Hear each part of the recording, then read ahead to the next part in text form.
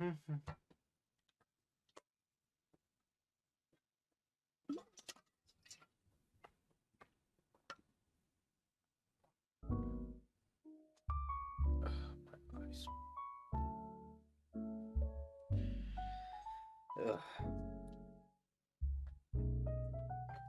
My vision is, oh man,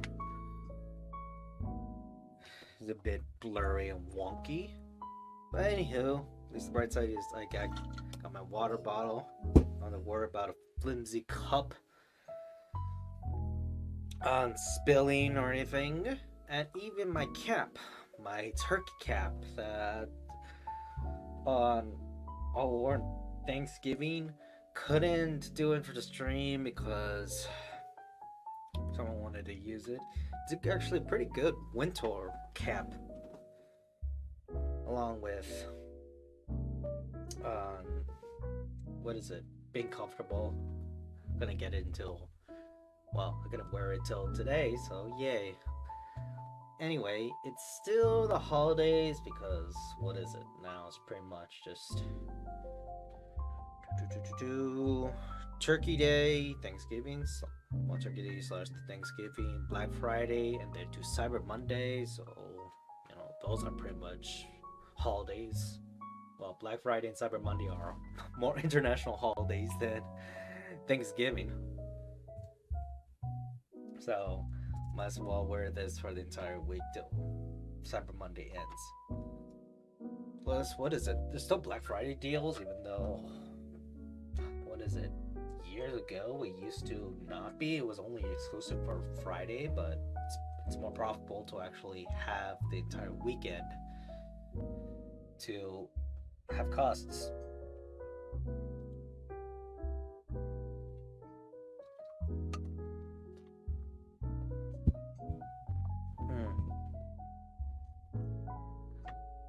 Let me put this.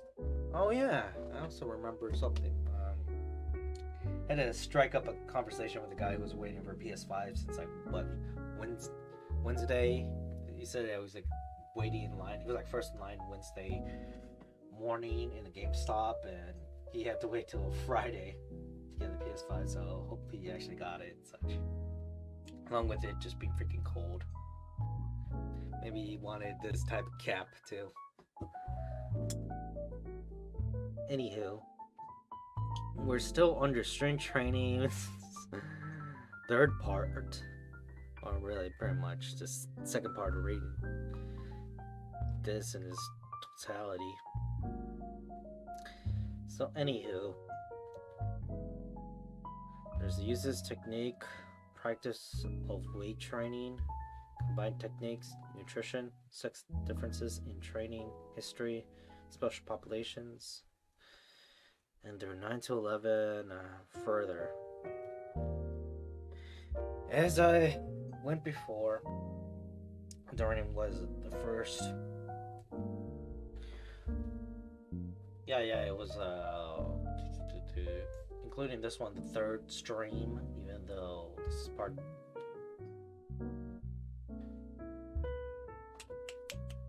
This is already a part. So yeah, I'm even getting confused with that, but oh well, I didn't expect to just go on string training right away and just end up being stuck here for the whole time. We'll deal with our consequences. Now, right when already with the intensity and volume frequency, because I remember this graph along with this second graph. 3 graphs in total we passed, but and then primarily focus on the other one. Because it's a lot to take in. Now, what should we go on? I haven't gone any of these. I don't remember this type of hand trying to do a particular exercise versus just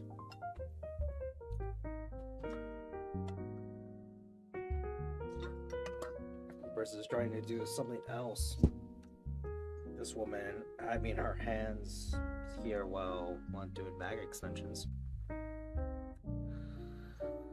Anywho, the advanced techniques, set structure, drop sets. I haven't got any of these. still stuck at between where I left off here or here.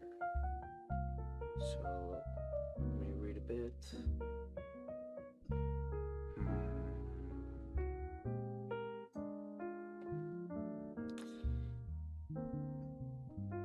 Okay, I might as well just start here just to be sure. Exercises for specific muscle groups. Weight trainers commonly divide the body's individual muscles into 10 major muscle groups. These do not include the hip, neck, and forearm muscles, which are rarely trained in isolation. The most common exercises for these muscle groups are listed below. The sequence shown below is one possible way to order the exercises. The large muscles of the lower body are normally trained before the smaller muscles of the upper body. Because these first exercises require more mental and physical energy, the core muscles of the torso are trained before the shoulder and arm muscles that assist them. Exercises often alternate between pushing and pulling movements to allow their specific supporting muscles time to recover. Stabilization muscles in the waist should be trained last. Now on to advanced techniques. A number of techniques have been developed to make weight training exercises more intense and therefore potentially increase the rate of progress.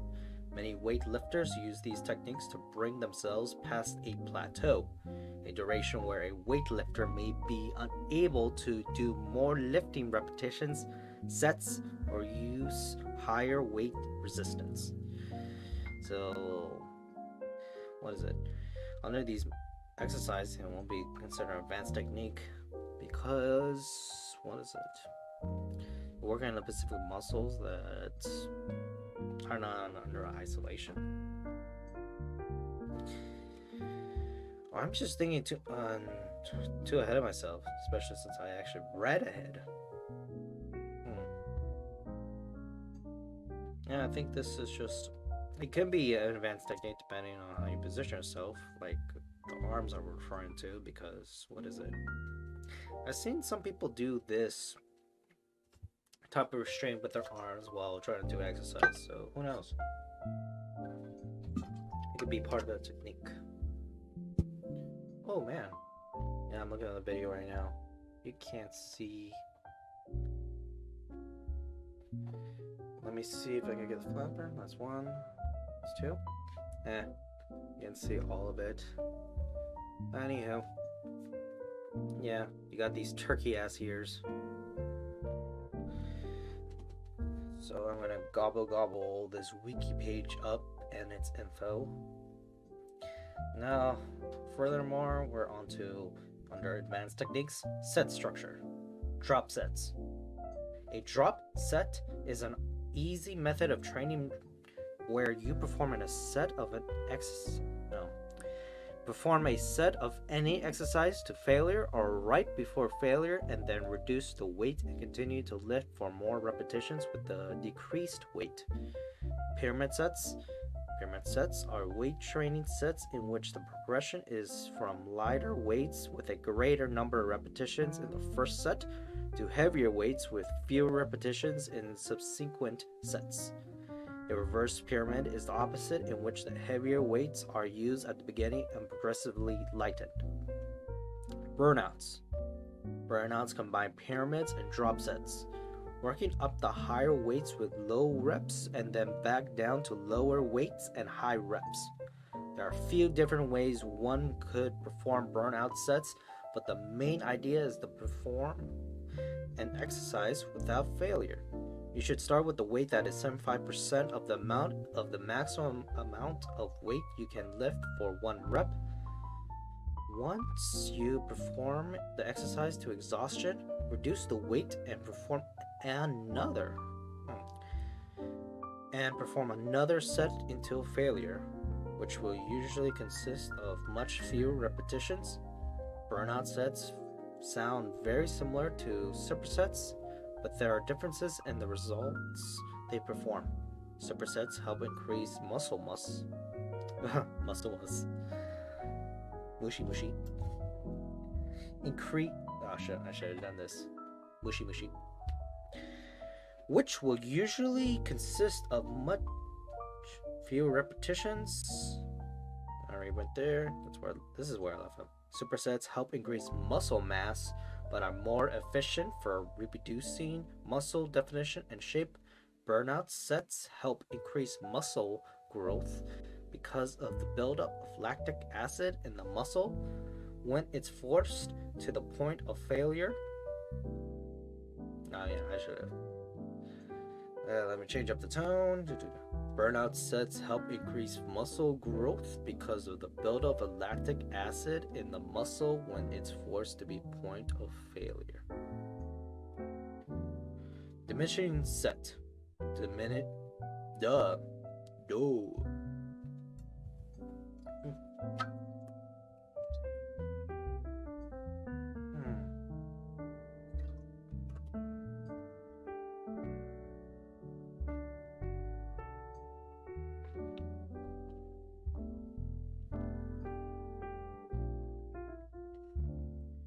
The diminishing set method is where a weight is chosen that can be lifted for 20 reps in one set, and then 7 repetitions are performed in a few sets as possible. 48, 17. Okay. It's highlighted thing doesn't. Rest pause. The rest pause training method takes one whole set and breaks it down into a few mini sets. There are 2 different goals that are associated with rest pause training. You could use it to increase hypertrophy or increase strength. To increase hypertrophy, you would perform a set with weight you are comfortable lifting for 6 to 10 reps and then set the weight down. Next, take 15 seconds worth of deep breaths and pick the weight back up and lift to failure. Lastly, repeat step 2 as many times as you want, but it is commonly done twice. In order to increase strength using rest pause method, first you would choose a weight that is 85 through 95% of your 1 rep max. Then you would perform 1 rep with his weight and follow that up with a 30 to 45 second break. Then you could repeat this process as many times as you'd like. On to giant set. The giant set is a form of training that targets one muscle group, e.g. the triceps, with 4 separate exercises performed in quick succession, often to failure and sometimes with a reduction of weight halfway through a set. Once muscle fatigue sets in, this form of intensity training shocks the muscles. As such, it is usually performed by experienced trainers and should be used infrequently. Okay, so yeah, when it comes to set structures, depending on how you set up each step, you have to keep in mind that. Alright. On to combined sets. So this is different from set structures. Now we're just under combined sets. Supersets. Supersets combine 2 or more exercises with similar motions to maximize the amount of work of an individual muscle or groups of muscles. The exercises are performed with no rest period between exercises. The 2 main types of supersets are opposing muscle group supersets and same muscle group supersets. An example would be doing bench press, which predominantly works the pectoralis and triceps muscles, and thus moving to an exercise that works just the triceps, such as triceps extensions or the push down. So yeah, with the supersets, it's combined.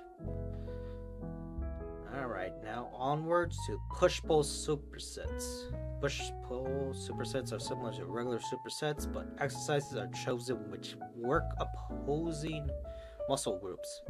This is especially popular with applied to arm exercises. For example, by combining biceps curls with the triceps pushdown.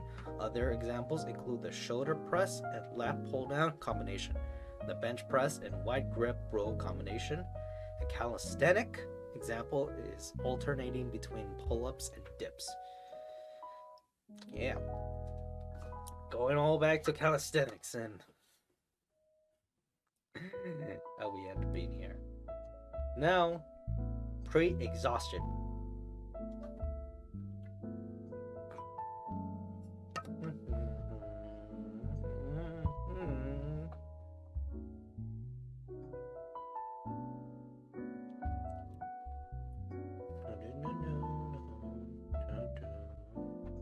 Pre-exhaustion combines an isolation exercise with a compound exercise for the same muscle group. The isolation exercise first exhausts the muscle group, and then the compound exercise uses the muscle group's supporting muscles to push it further than would otherwise be possible. For example, the tricep muscles normally help the pectorals perform their function. But in the bench press, it's here, the weaker triceps often fails first, which limits the impact of the pectorals. By preceding the bench press with the pec fly, the pectorals can be pre-exhausted so that both muscles fail at the same time and both benefit equally from the exercise. Breakdowns were developed by Frederick Hatfield and Mike Quinn to work with different types of muscle fibers for maximum stimulation. Got confused with fibres and fibers because there's a lot of fibres instead of fibers listed on this page. 3 different exercises that work the same muscle group are selected and are used for a superset. The first exercise uses a heavy weight, minus 85% of 1 rep max, for around 5 reps. The second, a medium weight, 75% of 1 rep max, for around 12 reps. And finally, the third exercise is performed with a light weight, negative 50% of 1 rep max, for 20 to 30 reps, or even lighter, minus 40% of 1 rep max, for 40 or more reps. Going to failure is discouraged. The entire superset is performed 3 times. Okay, 48, 16, 17. Going to failure is discouraged. It has its own page. In weight training to failure is repeating exercise to the point of monetary muscular failure. So that actually is a term, specifically for muscular failure. Which is, your muscles are so tired that they just give up. There you go, going to failure. That is something you can say to a person. It's like, hey, you're going to failure. Going to failure mode, stuff like that. Yeah. And you have Frederick Hatfield.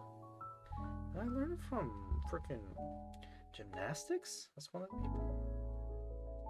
Was an American world champion powerlifter and PhD holder in sports science. Okay, no, this is under calisthenics / body weight. I can't remember exactly, but usually those are a bit interchangeable. Now, onwards to rehydrate.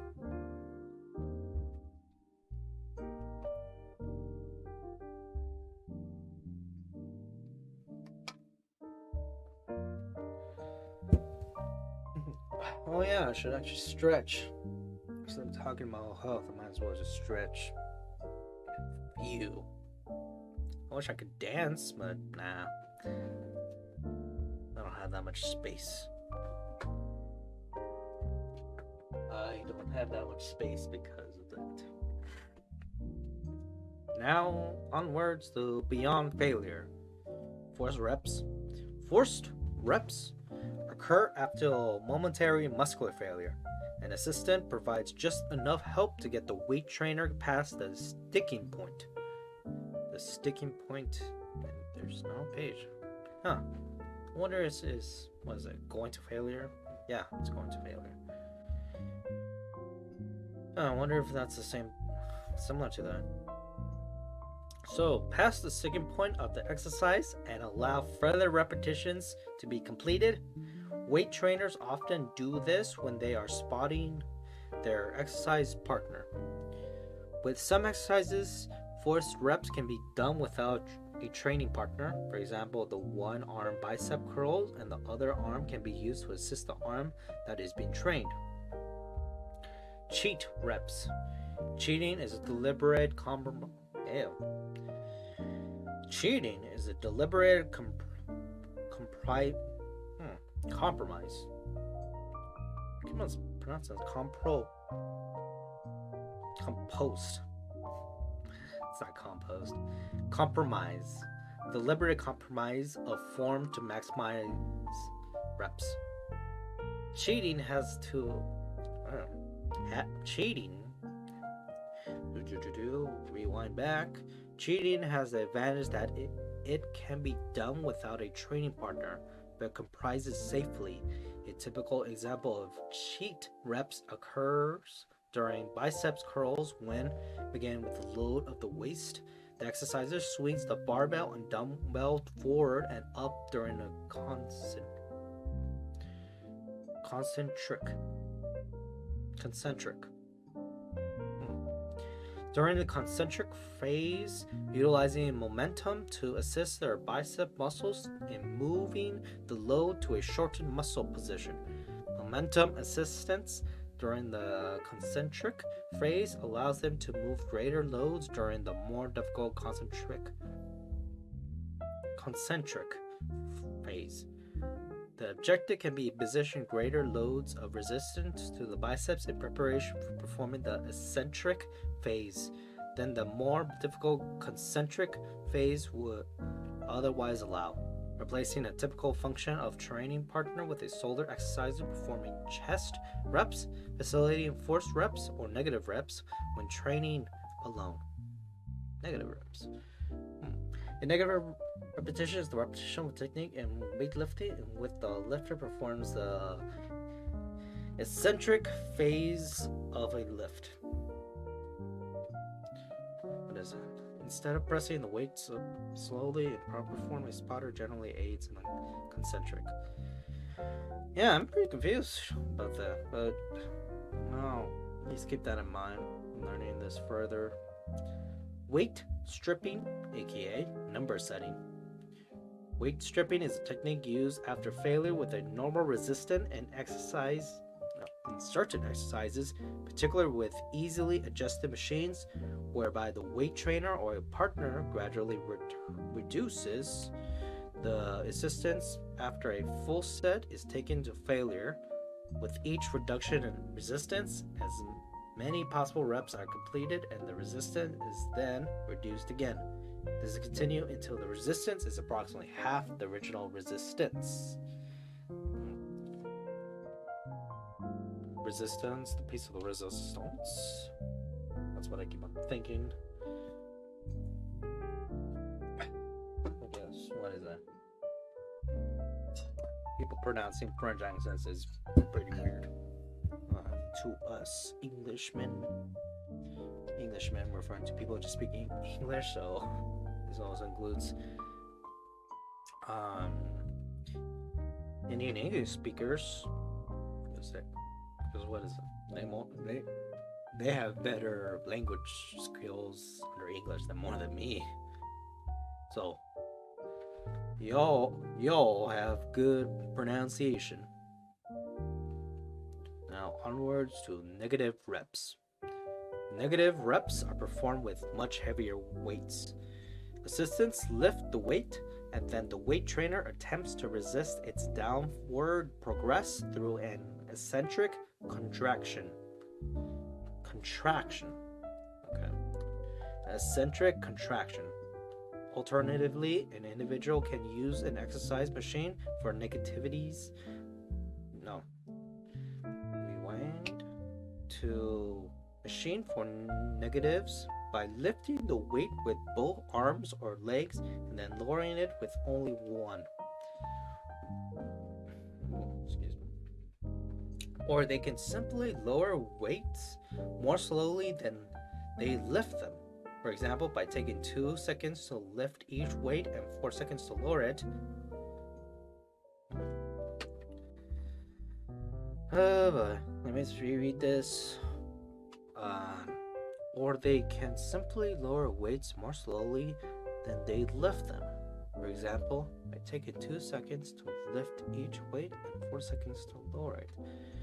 So yeah, this is more of mine. Like I gotta visualize. I wish there's more crap. Pictures I show is, but oh well, it's probably hard to find an exact picture slash GIF. But so I'm just imagining about lifting it up for a certain amount of time along the weight and then downward. So doing the rep. Well, there's partial reps. Partial reps, as the name implies, involve movement through only part of the normal path of an exercise. Partial reps can be performed with heavier weights. Usually, only the easiest part of the repetition is attempt. Okay, so yeah, just partially you're doing a type of rep that could be related to these. Now, finally, there's burns. Burns involve mixing partial reps into a set of full range reps in order to increase intensity. The partials can be performed at any part of the exercise movement, depending on what works best for the particular exercise. Also, the partials can either be added after the end of a set or in some alternating fashion with the full range reps. For example, after performing a set of biceps curls to failure, an individual would cheat the bar back to the most contracted position and then perform several partial reps. So, instead of just burning out, you could just say you're doing burns, and it's just relating to mixing the partial reps into a set of full range reps. Now, at least from what I actually learned, is all these reps, along with beyond failure, is follow up. Pause reps is important to understand what is weight stripping, and then negative reps is into understanding burns. Along with burns also being important when along with cheat reps being important to understand burns because they all correlate.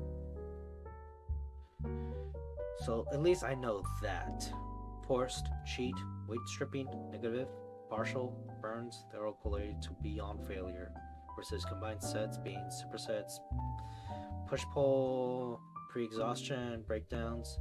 Majority of these have sets, so at least that.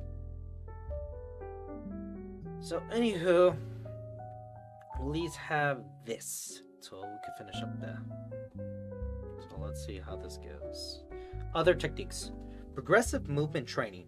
Progressive movement training attempts to gradually increase the range of motion throughout the training cycle. The lifter will start with a much heavier weight than they could handle in a full range of motion, only moving through the last 3 to 5 inches of the movement. Throughout the training cycle, the lifter will gradually increase the range of motion until the joint moves through the full range of the exercise. This is a style that was made popular by Paul Anderson. Time under tension. Time under tension, or toot. Repetitions are performed with lighter weights. Time under tension refers to the amount of time your muscle under stress during a set. This consists of time spent in the concentric or the shortening phase, peak contraction phase, as well as the eccentric or the lengthening phase. For example, if you perform a set of 10 reps and each rep takes 3 seconds to complete, your muscle is under tension for the total of 30 seconds. If you were to perform the same exercise, but if you spend 2 seconds in the concentric phase, 1 second to stop during peak contraction, and 3 seconds to lower the weight, and during the eccentric phase of the rep, the same 10 reps would end up putting your muscles under tension for about 60 seconds. Oh boy. Now finally, there's wrist straps. Wrist straps, lifting straps, are sometimes used to assist in grappling very heavy weights. Wrist straps can be used to isolate muscle groups like lat pull downs, where the training will primarily use the latissimus dorsi muscles of the back rather than the biceps. They are partially useful for the deadlift. Some lifters avoid using wrist straps to develop their grip strength, just as some go further by using thick bars. Wrist straps can allow a lifter initially to use more weight than they might be able to handle safely for an entire set, as the unlike simply hold a weight. If it is dropped, then the lifter must descend with it or be pulled down. Strappers place stress on the bones of the wrist, which can potentially harmful if excessive. You have the hand of your girlfriend here using a wrist strap. And yeah, I also point out mine's because I also do work out the grip strengths, especially when it comes to doing chin-ups. Anywho, went beyond this, but I was able to finally complete it. Last thing we left under is combined techniques, and oh boy, we're halfway done. So anyway, I'll do this next time. Besides that, so long.